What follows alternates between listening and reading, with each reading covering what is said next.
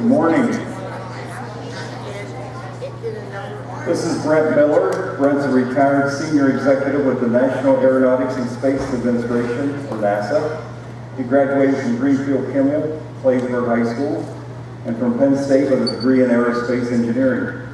He was with NASA for over 30 years, where he conducted and managed research for the space agency.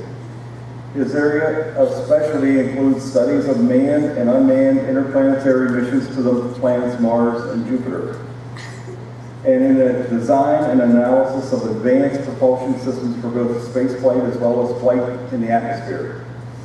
And he continues to do specialized consulting work. Brent holds numerous national and international patents and is the author of over 40 technical publications. In one paper, he presented a new concept for the numerical analysis and design of aerospace propulsion systems that has gone on to become the gold standard for this type of work and is now in use worldwide, with thousands of engineers having been trained in this technique. He is an associate fellow of the American Institute of Aeronautics and Astronautics and has delivered invited lectures and taught advanced short courses on the aerospace technology at numerous civilian and military installations. In his capacity as a NASA senior executive, he made frequent presentations to members of Congress and to various congressional and Department of Defense advisory committees, where he outlined the agency's plans and program accomplishments. His pioneering work was recognized by the President of the United States when he received the Presidential Rank Award for his contributions to our nation's aerospace capabilities. And he didn't put it on here, but he was nominated for his last position at NASA by President Reagan. Brent and his wife Carol reside in Blue Knob. Their 3 daughters live in Ohio. And here we go. Give Brent Miller a big round of applause. I'm happy to be here, and I'm going to do something very similar to what Mr. Trexler did, because we're going to do some experiments here, and I'm going to need you up front. So would you all in the back come up and fill up the front chairs here? So after I'm going up, but you're going to all come up here because you're going to help me do a couple experiments. So I need you up close to front. Okay. First of all, when I was looking at the people who signed up, there are some kids here from Polecat, right? Anybody here from Polecat, Iowa? Oh, good. Good. My class. One of the kids from Polecat? Good.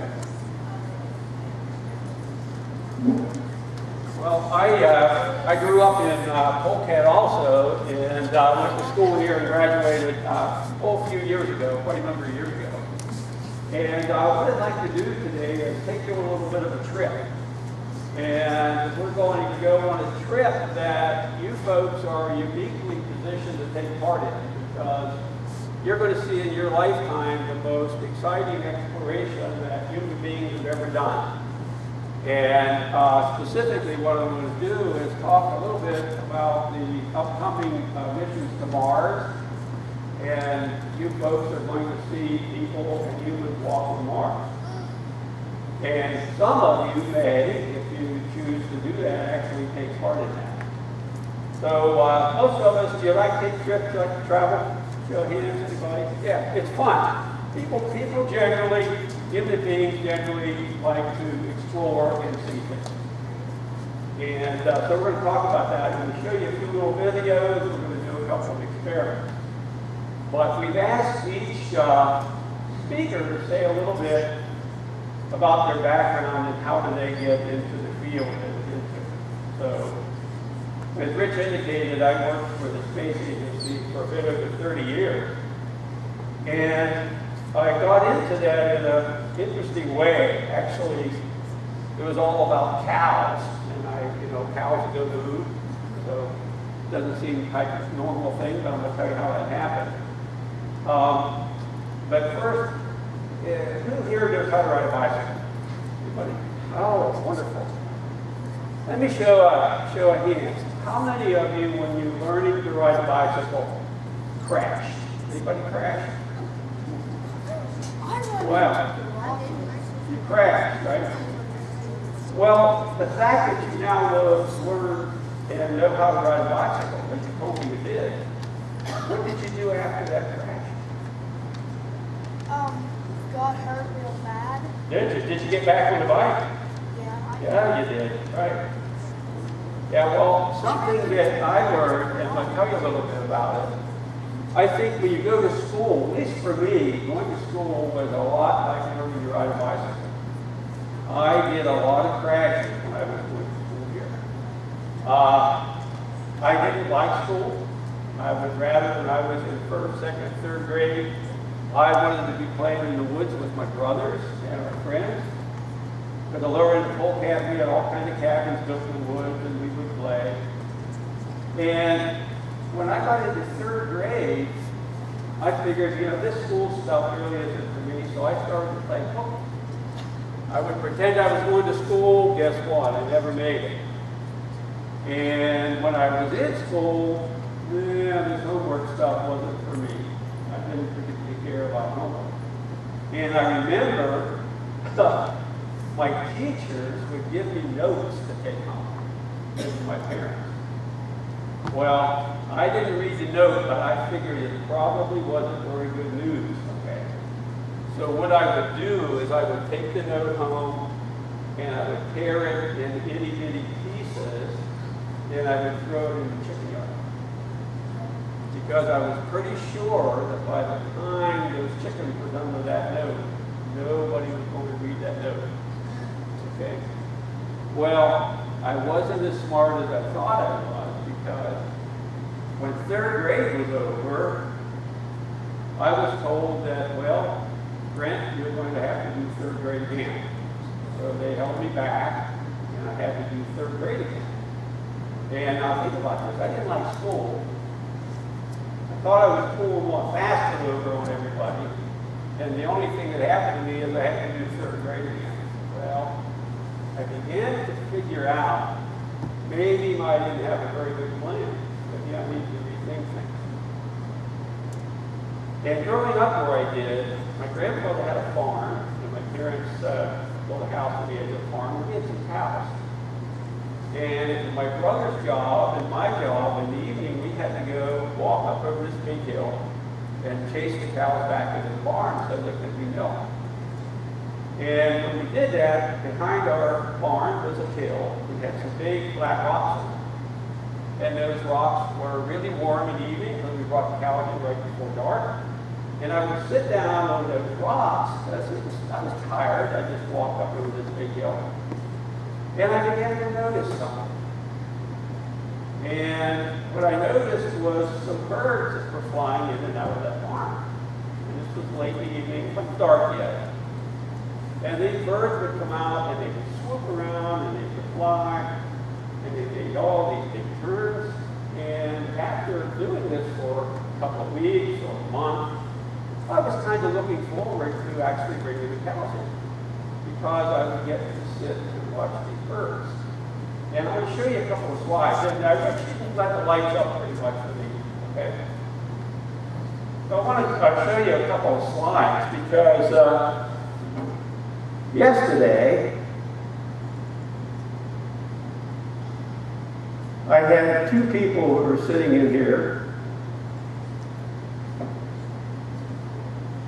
asked me a question.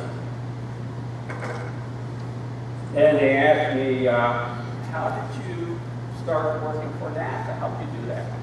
One of the young men said, did you just walk up and say, hey, I'd like to work for you?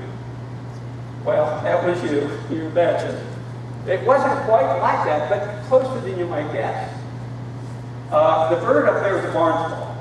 And the neat thing about those is anybody around here has a barn or a outbuilding, you probably have. You've seen them, huh? They're beautiful birds.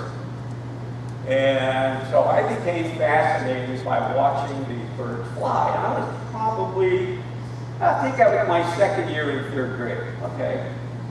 And somewhere along the line, I began to figure, you know what? I'm really interested in how these birds fly. Maybe there's just something I could learn in school that would tell me more about that. So somewhere by the time I was maybe 10 years old, I began to put some information together in my head, okay? but I still don't like school. The reason I really like birds is because of the maneuvers they can do. And a barn swallow can fly a little over 40 miles an hour, but they can turn in only about 2 body lengths. And when they're flying, they actually eat mosquitoes out of the air. Their eyes are that good. They can see a mosquito, but they can make a turn, they'll flip upside down, roll over, and pick a mosquito out of the air. And I became fascinated by that. How could something fly? How could something fly like that? And I want to show you something about this bird. Its head and it's pointy on the front end, has a beak, and right in here you see its eye and its brain. So that's the bird's control center. That's where the bird is processing all its information and seeing that mosquito, and it's making all these crazy, crazy maneuvers. You see this flat part of the wing right here where it goes out? You see it's like curved right there? Well, right in this area and a little bit underneath it is where all the bird's muscles are. That's where the power is. That's what makes the bird fly. And what I was fascinated is, how can something fly? Well, it has power. It has muscles. And if you look at this, this is the wing, and as you see it's curved back a little bit. And of course a bird will both flap its wings and put them out and just glide, and the barn swallow does both. And if you look at the tail, you see how the tail's curved? It's like this. It's not just square in the back, it's curved like this. Well, that helps them maneuver. That's how they can turn and flip. Because they flip the tail feathers up and they flip them down and they can make all these crazy turns. So what happened is I started to teach myself how birds flew. And as the years went on, I learned that doing some arithmetic, I could learn about birds. And doing some science here in school, I could learn about birds. And when I became a senior, about a junior or senior, I decided I wanted to go to college, which I did. I went to Penn State. And I majored in something called aerospace engineering, which was new at the time. It used to be called aeronautical engineering, but they combined it, they added the space because there were spaceships flying around by then, very early ones. So what I did then is I graduated and went through interviews and was hired by NASA. And one of the very, very first things I did when I went to NASA is I got to work on a bird. But I'm going to show you what that bird looked like. What was that bird? Okay. Notice any similarities? The two birds look a lot alike, don't they? You see this piece right here? This square thing, and then this piece in here? That is that bird's muscle. There's 2 big turbojet engines in there, and that's what I was working on. And if you look at the tail, see how the tail of this bird is kind of concave, just like this one. So this is the F-14 Tomcat. It can fly about 1,500 miles an hour. And for a number of years, it was the top fighter in the world. It's been retired now, but there's still nothing out there that had the performance of this thing. And it's not an accident that that bird and that airplane looks so much alike. Not at all. And let me show you even more kind of a funny thing. But the barn swallow really wants to fly fast, and if you watch them, they do that with their wings. They pull them back, scrunch them in next to their body, and they can really zip along. Look what that bird does. Same thing, same reason. So a lot of what you do in space and aeronautics is learn from nature, and then you learn the arithmetic that goes with it, and you learn then how to do things that humans could never do before. Well, shortly after working on these birds, I got really, really interested in, because I was with the agency then, I got really, really interested in space flight, because that was starting. And the piece that I got really interested in and then working for quite a number of years was how do you go to Mars and how do you go in orbit around Mars? It's not a simple thing, and we're going to do an experiment up here with all of you in a minute. I'm going to show you. But there's a lot of calculations and some things that people were learning and nobody knew that was really, really fascinating. So I went from working on birds like that to working on birds like this.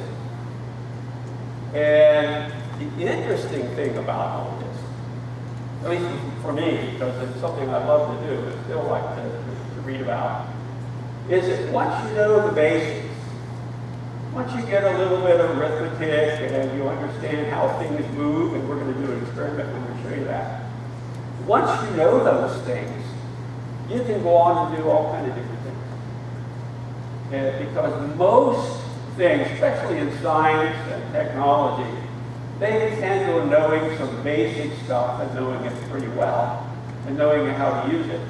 And once you do that, you can work on things that vary all over the place. And I'm going to show you some examples of that. But before we do that, I'm going to show you a couple of videos. I'm going to show you 3 videos and some more slides. And each of the slides and each of the videos I picked for a very particular reason. I want you to take away something from them. So here, what I want you to take away is you can start out bringing the cows in, paying attention to what's happening in nature, get interested in it, and go on to design spaceships. Those things are all connected. Also, some interesting hobbies you have. You have no idea if you continue those where they may take you. Because generally, what I've learned over the years is that people become very good at what they're interested in. And if you're interested in something and you continue to say you're interested in it, you're going to become very good at it. Now, you may or may not turn that into a job, but I think it's a pretty good guarantee that you become interested, that you're going to become good at it.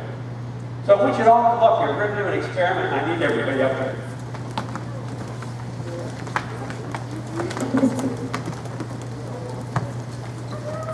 Okay, so what I want you to do is all get around this area here. I need this area in the center clear. So all line up around the outer edge behind this blue line. Okay, and you can line up along the stage. But I need this area in the open here clear. Okay. All right, so now we're going to do 2 experiments. And I like to do experiments because sometimes you don't know what's going to happen. And that's one of the good fun things about doing experiments. So I need a volunteer, a girl, type of girl volunteer, right there. Okay, would you go over here and stand? Okay, so I need a boy, volunteer. Okay, red shirt. Okay, I want you to stand right here. There, you go back there, stand back there. Okay, get closer, I want you to get closer. Now this is going to be one of the silliest, dumbest experiments you've ever seen. You guys willing to take part in the dumb experiment? Pretty silly and pretty dumb. But one of the most powerful things you ever encountered. You want to try it? Okay. What I want you to do is get a little closer together. And I want you to toss that ball very gently. Toss it gently. Okay, toss back. I want you each to take a step back. Do it again. Step back again. Do it again. Okay. Okay, what path did that ball take? How did it go? Up and down. Didn't go to a straight line, did it? Went on a big arc. You folks know why it went on an arc, right? What made it go on an arc? Louder. Gravity. Okay. Now this is, okay, thank you. All right. Now this is a real dumb thing to say, but it's absolutely true. That if you're working in anything that flies, whether it flies in the atmosphere or out in space, what you're basically always doing every second, is you're dealing with the effects of gravity. I like to say gravity never goes to sleep, okay? And the only reason an airplane can fly is because the wings are out there resisting the force of gravity and keeping it up in the air. And some people think that when a spaceship leaves Earth and goes into orbit, it goes outside of the Earth's gravity, and that is not true. It goes far enough away that gravity may be a little bit less, but when it does that, it's now in the gravity field of the sun. And you would have to go hundreds and hundreds of millions of miles away to get out of that gravity field. Now we're going to do another experiment. I need a young lady again. Okay, here's one. Okay, you have to back up a little bit, if you folks all would. Okay, would you stand right here? Okay. Now you're going to be Mars. Are you going to be Mars for today? All right, okay, hold the ball. Okay, I need two young men. Okay, you the green shirt, and you. Okay. Now, you guys, that's Mars over there. Your job is to get to Mars. Okay? And so you're going to be, you could be the rocket, you're the launch system. The rocket, I want you to see it right there. Now, your job is to hold a hand out, your finger, okay? The end of your finger is your spaceship, right? And your job is to go over there and touch Mars. Right? You can do that. You can walk over there and do that. Here you go, Mars. I want you to stand here on this, and this face this way. You're going to walk. You think you just walk over there and touch that? Probably. Your job is to aim him, right? Because there's a little bit of a trick to this. Put it on. Aim. Go, son. Go, son. Okay. And here I'm going to give you something. Here I'm going to give you a roller, and you can hold that to help stay yourself. Now, your job, I want you to point him right at Mars. Okay, Mars? Well, just put your hands on his shoulders, and you make sure he's going to walk straight to Mars. Can you steer him? You see where Mars is? You point him so it's right there. No, not yet. Don't walk yet. But point him right to Mars. Okay? Okay. Okay, you got him pointed right? Okay, now don't take a step yet. Now, okay, Dylan, I need you to get a couple pieces of tape. Okay. Now here's the deal. I want you to stand on that line, looking this way, right back here. Okay, turn this way. Okay, now when I say, I want you to each take one step. You take a step on the line, and you're going to go to Mars. Take one step. Okay, Dylan's put a piece of tape right to his toe. Okay, you took a step. Okay, each of you take another step. Okay, put a piece of tape with the toe.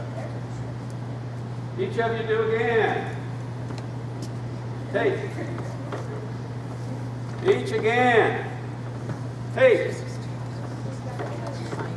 Each again. Tape. One more. Okay. Okay, put tape down there too. Well, is anybody surprised at what happened here? No. And let me, there you go, thank you. Thank you very much. Well, let me tell you what happened. Back when I was about your age, people started figuring out that, wow, we can make a rocket that's powerful enough to get to Mars, and then people started doing some calculations. And they figured, we will never be able to get to Mars because we can't aim the rocket accurately enough. So there was a lot of papers written in, when I was about your age that said, well, it's a dream, we'll never be able to reach Mars because we can't aim the rocket accurately enough. And they were right. They were right. And I got a question for you.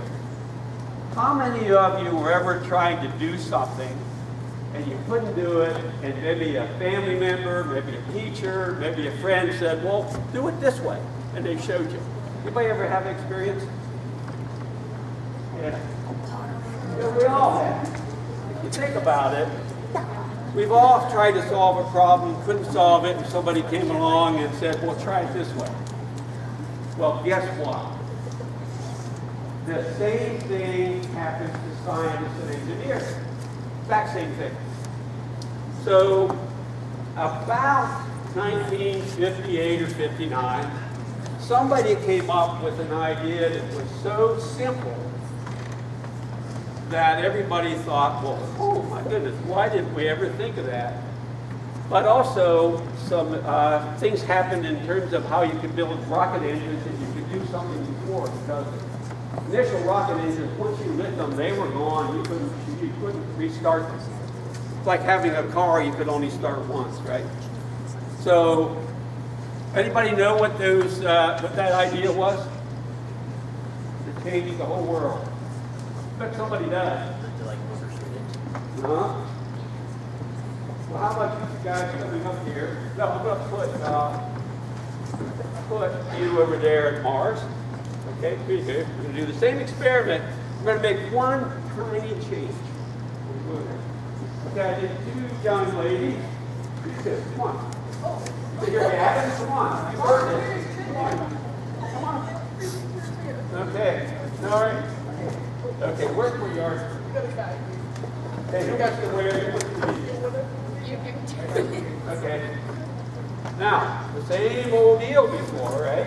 So stand on the line facing the way Mars goes. Got to face that way. Back up. Clear the end. Okay, Dylan, I'm going to need some tape. Okay, put the other on. Okay, your job is to aim her right by the shoulders, point her right at Mars. Yeah, what did she just walk? Okay, I want you to each take one step. Now, here you go. Here's your yardstick. There you go. Now, we're going to make one teeny change. Just one. I want you to pick up your one. Take a peek. Take a peek at Mars. Okay. Now, you're allowed to make any change you want based on what you see. All right, so everybody one step. Okay, Dylan, put the tape down. Okay, spaceship, take a peek at Mars. Okay, take a step, each of you. Okay, spaceship, take a peek at Mars. All right, one step. Okay, spaceship, take a peek at Mars. Okay, one step. Okay, put the tape down. Now, I want to show you something. Okay, now, so I'm going to show you some videos, and we're going to talk about what happens between where you are and when you land on Mars. That's a pretty cool thing. But now we're going to do something different. I want you to pick up the rifle. Okay, let it off. Okay, now hold Mars up. I want you to just go out and touch it. You did it, didn't you? Oh, yeah. Oh, I did it. Okay, now, I want you to look at the tape on the floor. Look at the two pads. Look at this. When the spaceship was unguided, yeah, a little bit of stagger. It went on a straight line. Look what the spaceship did when it made mid-course corrections. It went on a curving path. Okay? And let me give you an idea of what happened is without taking a peek every now and then, trying to hit that basketball or this soccer ball, you would have to take this soccer ball over 10 miles away before it appeared the same size as Mars does with us. It would have to be over 10 miles. So imagine, if you even had a gun with a big telescopic sight on, you probably couldn't hit it.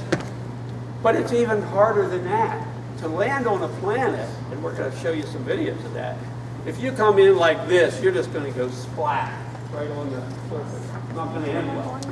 So to enter a planet, you have to come in and just come around the edge of it and go in orbit. And that's the part I worked on. You have to just do that. In order to do that with this basketball, or soccer ball, you would have to take this soccer ball over 10,000 miles away to have that little area appear the same size as Mars does. So you might think it's impossible, and it was based on not peaking. And what happened in about 1963, 64, and this idea was, well, wait a second, we're doing this all wrong. Instead of firing the rocket just one time, let's fire it about the right direction. Because look, you're about the right direction. But then let's take peaks with radar, and let's make little wee tiny corrections. And that's what you did, because you never turned very sharp any one time. you kept making little corrections. And what happened is, overnight, that changed the whole thing. All of a sudden, people realized, oh my goodness, we've been solving the wrong problem. We've been thinking like you're shooting a gun. Oh no, that's not how you do it. You start off, and then the spaceship keeps making corrections as it goes. And the only reason you could do that is because radar got better, computers got better, and the big thing was they started to figure out how to make rocket engines that you could start and stop several times. That was the whole key, because every time you changed your direction, if you would have been a spaceship, you'd have been whoop, firing off rocket engines with it. And so what I want to do is show you a video, and it only lasts a minute, about going to Mars, and you're going to see exactly what just happened up here. You're going to see this little spaceship go boop, boop, boop, boop, across the way. So why don't you take your seats, I'm going to show a video.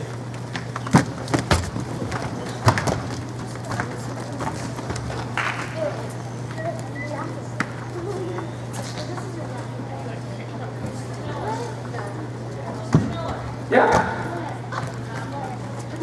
Yeah, what we're going to do is the questions at the end. Okay, go ahead. My seventh grader, the seventh graders I had, maybe this is around, what type of math was the first pass? Is it a straight line? No, you can't answer. You can answer the next one. So my seventh grader's going to eighth grade. What type of path? You can't answer that. How do you get to Mars? Starts with an L. It was linear. What type of path was the second path that I showed you guys in Algebra 1 that we'll be getting into in Algebra 2? I gave it a name. The second path that had a curve. I introduced that to you at the end of the year. Shady, you should know this. What is it? What's the shape called? It's a what? It's a quadratic equation. Starts with a P. Where's some other? Where's Haley? What is it? Very good. It's a parabolic path. Very good. You get that? I'll give you one.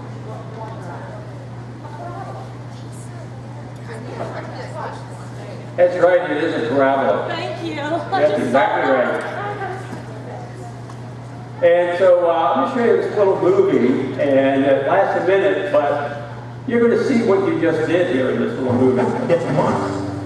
If you want to send a spacecraft all the way to Mars, first you'll need a fast rocket to escape the pull of Earth's gravity. The heavier your spacecraft, the more powerful your rocket needs to be to lift off. Next, make sure you launch at the right time. Mars and Earth orbit done at different distances. Sometimes they move far apart, and other times they come closer together. About every 2 years, the two planets are in perfect position to get to Mars with the least amount of rocket fuel. That's important. The total trip is over 400 million miles. Finally, make it easy. Make sure you know where Mars is and why. I'm going to start this over again. Yeah, we can go to Mars, but we have trouble with videos.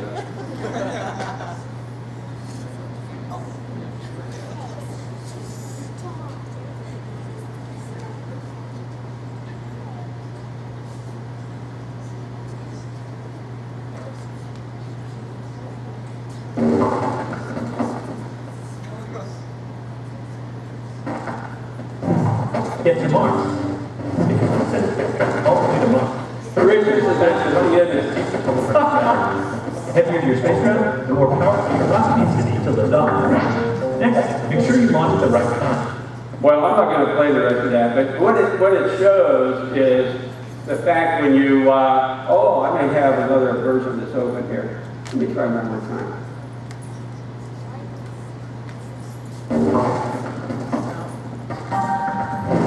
Get to Mars. No, not going to work. What's that? The plug? But we'll find out in the next one here. Yeah.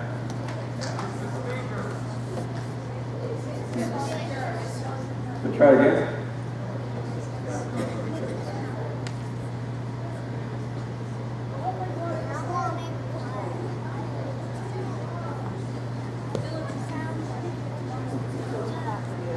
We have any sound now. We have any sound now. What to do here?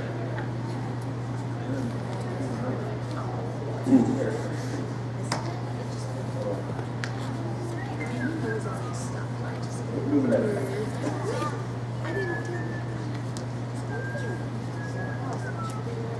The total trip is over 300 million miles. Finally, make sure you're aiming right. You can't shoot for where Mars is in launch time. You have to aim for where it will be when you get there. It's a lot like how a quarterback passes a football. Also, you may need a few thrusts to correct your direction along the way so you don't miss Mars. If all goes well, you'll get to the red planet in about 7 or 8 months. Then, if you actually want to land on Mars, well, that's a whole other challenge. When they said about if you want to land on Mars, that's a whole other challenge, and that's a couple of things we're going to look at in a minute.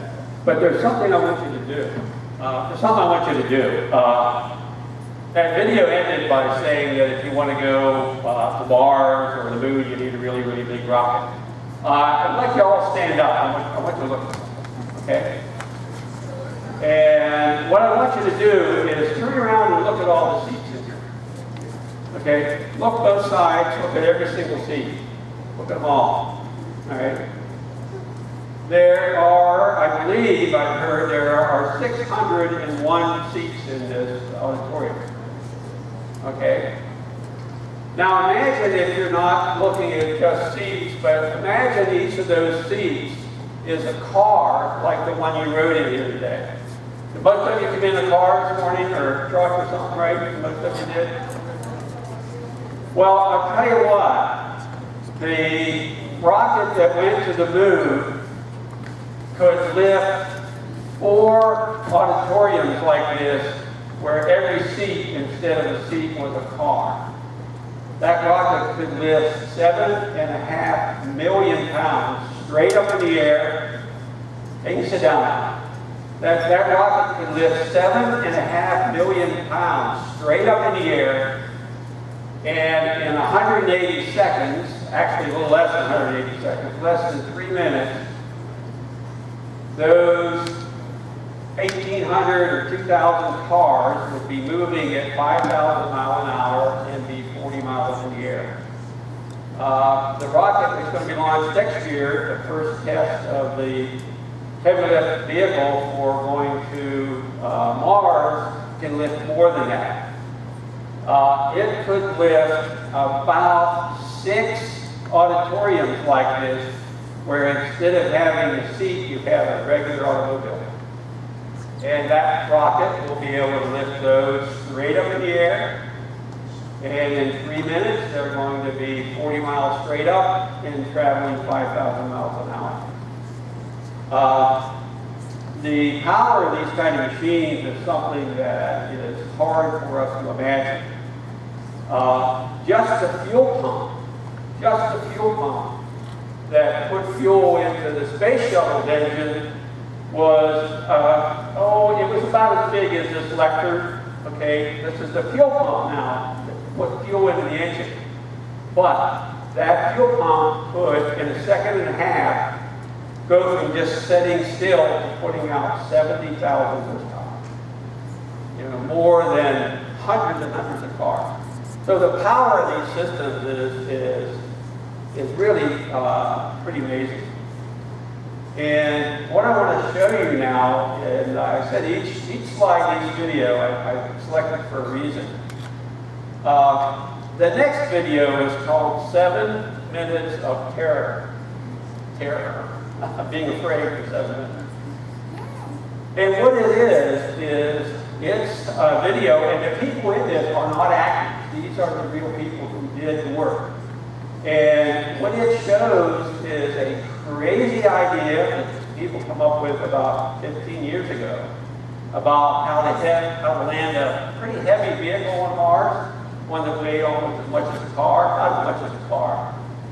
And the video kind of gives you an idea of what these people did, and the fact that if you really, really work and really focus on things, you can do some stuff that's pretty wild. And I'm sure this video runs about 3 minutes.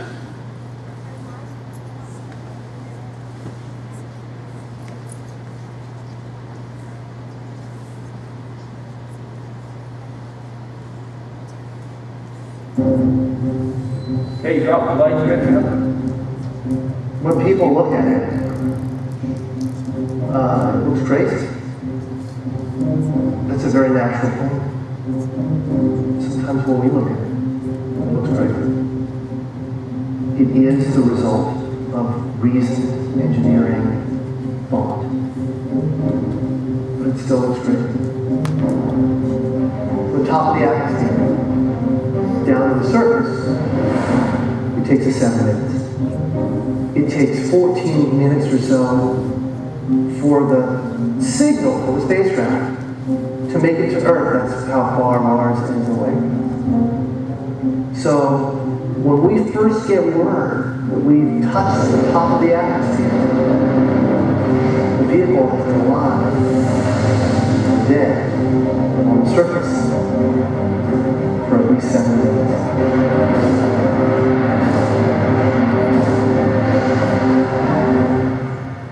Entry, descent, and landing, also known as EDL, is referred to as the 7 minutes of terror, because we've got literally 7 minutes to get from the top of the atmosphere to the surface of Mars, going from 13,000 miles an hour to 0, in perfect sequence, perfect choreography, perfect timing, and the computer has to do it all by itself with no help. If any one thing doesn't work just right, it's game over. Slam into the atmosphere, it develops so much aerodynamic drag, how it heats up and it glows at the surface of the sun. 1,600 degrees. During entry, the vehicle is not only slowing down violently through the atmosphere, but also we are guiding like an aircraft to be able to land in a very narrow, constrained space. This is one of the biggest challenges that we're facing, and one that we have never attempted on Mars. Mars is actually really hard to slow down because it has just enough atmosphere that you have to deal with. Otherwise, it will destroy your spacecraft. On the other hand, it doesn't have enough atmosphere to finish the job. We're still going about 1,000 miles an hour. So at that point, we use a parachute. The parachute is the largest and strongest supersonic parachute that we've ever built to date. It has to be able to withstand 65,000 pounds of force, even though the parachute itself only weighs about 100 pounds. When it opens up that fast, it's a neck-snapping 9 Gs. At that point, we have to get that heat shield off. It's like a big lens cap blocking our view of the ground to the radar. The radar has to take just the right altitude and velocity measurements at just the right time, or the rest of the landing sequence won't work. This big, huge parachute that we've got, it will only slow us down to about 200 miles an hour. And that's not slow enough to land. So we have no choice, but we better cut it off and come down in rockets. Once we turn those rocket motors on, we don't do something. We're just going to smack right back into the parachute. So the first thing we do is it's really radical that we fly off to the side. Diverting away from the parachute, killing our horizontal velocity and our vertical velocity, getting the rover moving straight up and down so we can look at the surface with its radar and see where we're going to land. And we can straight down to the bottom of the crater, right beside a 6-kilometer highway. We can't get those rocket engines too close to the ground, because if we were to descend impulsively with our engines all the way to the ground, we would essentially create this massive dust cloud. That dust cloud could then go and land on the rover, it could damage mechanisms and it could damage instruments. So the way we solve that problem is by using the Skycrane rover. 20 meters above the surface, we have to lower the rover below us on a tether that's 21 feet long, and then gently deposit it on its wheels, on the surface. As the rover touches down and is now on the ground, the descent stage is in a collision course with the rover. We must cut the driver immediately and fly the descent stage to a safe distance from the rover.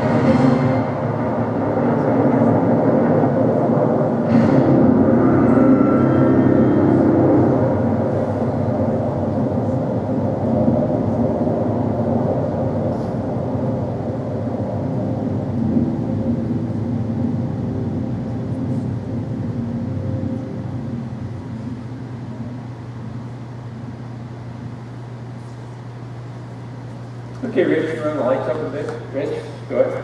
Now that rover is still on Mars, and matter of fact, there's 2 active rovers on Mars that are doing experiments and driving around. The reason I wanted to show you that video is it's probably 15 years ago now, so, because I still read about this kind of stuff, even though I don't work for the space agency, I'm still interested in following it. I read about their plans to do this, and my reaction was the same as that gentleman. I thought, man, that is a crazy idea. But as the one lady mentioned, there were some instruments on that, and if they let the rocket motors run till it got clear on the ground, they would stir up a lot of dust and a lot of rocks and so on, and would damage the spacecraft. Now, when I left the agency, we couldn't have done that. We could not have made a landing like that because our computers weren't fast enough. They weren't able to do the calculations fast enough. Because you think about that, when that vehicle was hanging on those cables, it was wanting to swing, it was wanting to move, because there's a bunch of rocket engines firing up there. So that means the computer has to really be doing calculations fast. It can't be slow. And also, because it takes light 14 minutes to get up their Mars and back, it means that no one on the ground could intervene. The vehicle had to have all the smarts in it to be able to do that. And it's only in the last 10 years or so did rocket motors get powerful enough to be able to have the fuel that it could come down slowly, and also that computers got fast enough that it could do it. And also the aiming, people got much better today than getting a spaceship to go where they wanted to. So when I was working for the agency, we couldn't have done that because we didn't have the tools. And the only reason